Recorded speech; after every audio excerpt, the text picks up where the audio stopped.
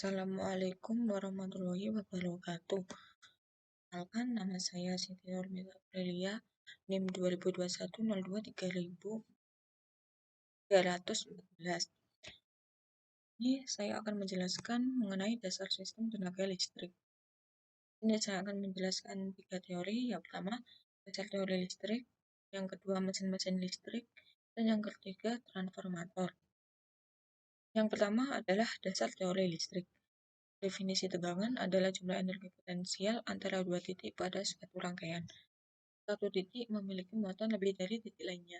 Perbedaan muatan antara dua titik ini disebut tegangan. Satuan dalam tegangan adalah volt. Selanjutnya, arus listrik. Arus listrik merupakan aliran elektron dari atom ke atom yang terjadi pada sebuah penghantar dan dengan kecepatan dalam waktu tertentu. Timbulnya arus listrik dikarenakan adanya beda potensial pada keduanya ujung penghantar yang terjadi karena pendapatan suatu tenaga untuk mendorong elektron-elektron tersebut berpindah-pindah tempat. Selanjutnya adalah resistansi. Elemen rangkaian listrik yang berupa resistor disebut juga resistansi atau hambatan mempunyai sifat penghambat arus listrik yang lewat padanya. Tegangan yang melalui elemen adalah berbanding langsung dengan arus yang mengalir melalui elemen tersebut. Yang kedua, induktansi. Elemen rangkaian listrik yang berupa induktor disebut juga induktansi, mempunyai sifat penghambat arus listrik yang melalui pada bahan tersebut serta menuduh timbulnya arus terhadap tegangan yang terpasang. Dan yang ketiga adalah kapasitansi. Elemen rangkaian listrik yang berupa kapasitor disebut kapasitansi, mempunyai sifat mempercepat arus listrik yang lewat padanya, serta menggeser tegangan tersebut terhadap arus yang melewatinya. Di sini ada 3 beban. Yang pertama adalah beban resistif. Beban resistif adalah sebuah peralatan listrik yang di dalamnya terdapat komponen yang bekerja dengan sistem resistansi. Yang kedua adalah beban induktif. Beban induktif adalah alat listrik yang menggunakan beban induktif, biasanya beroperasi dengan prinsip kerja induksi. Yaitu saja, alat listrik yang menggunakan beban induktif juga memakai kawat penghantar. Yang ketiga adalah kapasitif. Kapasitif adalah alat-alat listrik yang bekerja dengan beban kapasitif, biasanya memiliki kemampuan kapasitansi. Selanjutnya, saya akan menjelaskan tentang resistor. Resistor adalah komponen elektronika yang sifatnya menghambat arus listrik. Kapasitor adalah komponen elektronika yang sifatnya menyimpan energi dalam bentuk medan listrik. Dan yang ketiga adalah induktor, adalah komponen elektronika yang sifatnya menyimpan energi dalam bentuk medan magnetik arus yang mengalir. Selanjutnya adalah hukum tentang listrik. Tentang listrik itu ada 4 hukum. Yang pertama hukum Kirchhoff 1 dan 2. Yang kedua hukum Ohm dan hukum Faraday, dan yang terakhir hukum gaya Lorentz. Ini saya akan menjelaskan 4 hukum. Hukum pertama adalah hukum Kirchhoff 1 dan 2. Hukum Kirchhoff 1 berbunyi, jumlah kuat arus listrik yang masuk ke dalam suatu titik simpul sama dengan jumlah kuat arus yang keluar dari titik simpul tersebut. Selanjutnya, di dalam sebuah rangkaian tertutup, jumlah aljabar dari gaya gerak listrik dan penurunan tegangan sama dengan 0. Selanjutnya adalah hukum Ohm. Besar arus listrik atau I yang mengalir melalui sebuah penghantar atau konduktor berbanding lurus dengan beda potensial atau tegangan yang diterapkan kepadanya dan berbanding terbalik dengan hambatannya. Selanjutnya adalah hukum gaya Lorentz. Berbunyi, jika penghantar berarus diletakkan di bagian dalam medan magnet, maka akan timbul gaya yang pada penghantar tersebut. Dan yang terakhir adalah hukum Faraday. Hukum Faraday dibagi menjadi 2. Faraday 1 dan hukum Faraday 2. Faraday 1 berbunyi, massa yang dihasilkan atau W pada suatu elektrod selama proses elektrolisis berbanding lurus dengan muatan listrik atau I yang digunakan. Sedangkan hukum Faraday 2 berbunyi, massa zat yang dihasilkan pada suatu elektrod selama elektrosis berbanding lurus dengan massa ekuivalen zat tersebut. Selanjutnya adalah medan-medan listrik. Mesin-mesin listrik. Pertama yaitu motor induksi satu fasa. Yang pertama adalah motor induksi satu fasa. Motor induksi satu fasa adalah jenis dari motor-motor listrik yang berbeda yang bekerja berdasarkan induksi elektromagnetik. Motor induksi memiliki sebuah sumber energi listrik di sisi stator, sedangkan sistem penyimpanan di sisi rotornya diinduksikan melalui celah udara dari stator dengan media elektromagnetik. Motor selanjutnya, motor induksi terdiri atas kumparan stator dan kumparan rotor yang berfungsi membangkitkan gaya gerak listrik akibat dari adanya arus listrik bolak-balik satu fase yang melewati kumparan-kumparan tersebut sehingga terjadi suatu interaksi induksi medan magnet antara stator dan rotor. Dan konstruksi motor tersebut dapat dilihat pada gambar berikut. Gambar samping dan dijelaskan bahwa yang bagian bulatan bagian kiri itu adalah stator dan yang lonjong seperti tabung itu adalah rotor. Selanjutnya motor induksi satu fasa. Motor induksi atau satu fasa tidak memiliki medan magnetik.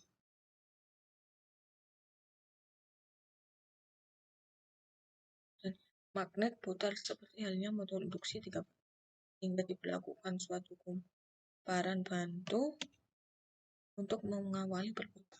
Motor induksi satu fasa memiliki dua bilitan stator, bilitan fasa utama atau bilitan U2 lihat seperti gambar di samping.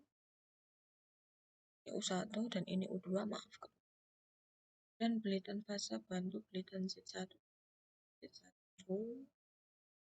Z1, tidak ada Z1, Z2. Prinsip kerja medan magnet utama dan medan magnet itu pada motor satu dapat dilihat pada gambar di samping.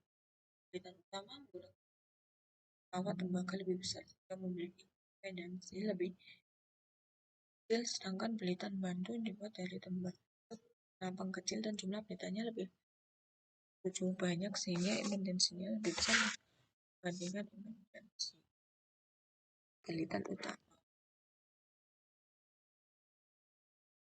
Ini saya akan menjelaskan mengenai prinsip kerja generator AC. Generator listrik AC memiliki prinsip kerja yang serupa dengan generator AC. Tapi di sini hanya saja ada zat komponen yang membuat arus listrik yang terbangkitkan arus bolak-balik. Dan di sini kenapa dibilang arus bolak-balik? Karena di sini bedanya itu pada generator DC itu hanya memiliki satu slipping, sehingga pada generator DC itu hanya memiliki satu arus yang memiliki satu arah. Sedangkan pada generator AC kan memiliki dua slip rings yang membuat arus tersebut menjadi arus bolak-balik. Selanjutnya, prinsip kerja generator AC menurut hukum Faraday dan kaidah tangan kanan. Jadi untuk memahami Faraday, kita tidak dapat lepas dari kaidah tangan kanan yang diperkenalkan oleh John Fleming. Kaidah tangan kanan Fleming adalah sebuah metode untuk memudahkan kita menentukan arah vektor komponen hukum Faraday. Yang pertama,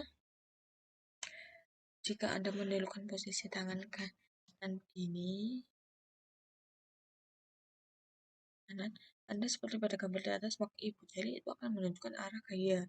Tangan telunjuk akan menunjukkan arah medan, dan jari tengah akan menunjukkan arah arus. Yang materi ketiga adalah transformator.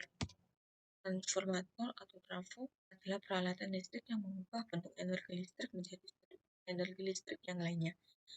Tegangan listrik yang dihasilkan oleh transformator ditentukan oleh kebutuhan energi listrik. Pada umumnya, transformator berbentuk kumparan dari kawat yang dililitkan pada suatu inti besi. Selain itu, terdapat dua jenis kumparan primer dan kumparan sekunder. Kumparan primer adalah lilitan pada suatu sisi besi dan menjadi tempat masuknya arus listrik. Sementara itu, kumparan sekunder adalah lilitan sisi lainnya dari inti besi dan menjadi tempat keluar masuknya arus listrik. Jenis transformator. Jenis-jenis transformator dibagi menjadi tiga. Pertama, trafo step up, trafo step down, dan ketiga auto transformator. Pertama adalah trafo step up. Jenis transformator yang berfungsi untuk meningkatkan level tegangan AC atau menaikkan dari taraf rendah menuju ke taraf yang lebih tinggi. Tegangan ini dapat ditingkatkan dengan cara memperbanyak lilitan pada kumparan sekundernya, sehingga jumlah lilitan pada kumparan sekundernya lebih sedikit. Biasanya, transformator step ini digunakan sebagai penghubung trafo generator menuju grid yang ada di dalam tegangan listrik. Untuk contoh gambar trafo step up dapat dilihat di sebelah kanan. Untuk tegangan V input itu lilitannya akan lebih sedikit, dan untuk tegangan outputnya maka lilitannya akan bertambah untuk menjadi lebih banyak. Untuk trafo step down itu berbeda dengan trafo step up. Kan jenis transformator berfungsi untuk menurunkan tegangan listrik atau transformator step down. Maksudnya untuk menurunkan tegangan listrik yaitu saat inputnya itu memiliki pilitan yang lebih banyak atau tegangan listrik lebih banyak, maka trafo step down itu menurunkan tegangan listrik seperti gambar pada gambar di sebelah kanan. Untuk V outputnya itu memiliki pilitan yang lebih sedikit daripada pilitan yang V input, dikarenakan pada V output itu bekerja seperti trafo step down yang berfungsi untuk menurunkan tegangan listrik. Selanjutnya, auto transformator. Jenis trafo ini hanya memiliki satu jumlah lilitan. Dalam trafo ini, sebagai lilitan primer disebut juga sebagai lilitan sekunder. Dalam lilitan arus sekunder selalu menghadap ke arus primer. Menggunakan trafo ini mempunyai keuntungan karena mempunyai bentuk yang kecil dan performa yang dihasilkan lebih bagus daripada yang mempunyai jumlah dua lilitan. Konstruksi transformator. Sebuah transformator memiliki konstruksi transformator terdiri dari tiga bagian dasar. Pilitan primer yang menerima energi listrik dari sumber tegangan yang diterapkan dan dibelikan sekunder yang menerima energi listrik terinduksi, dan inti yang menyediakan rangkaian keengganan rendah untuk jalur gaya magnet.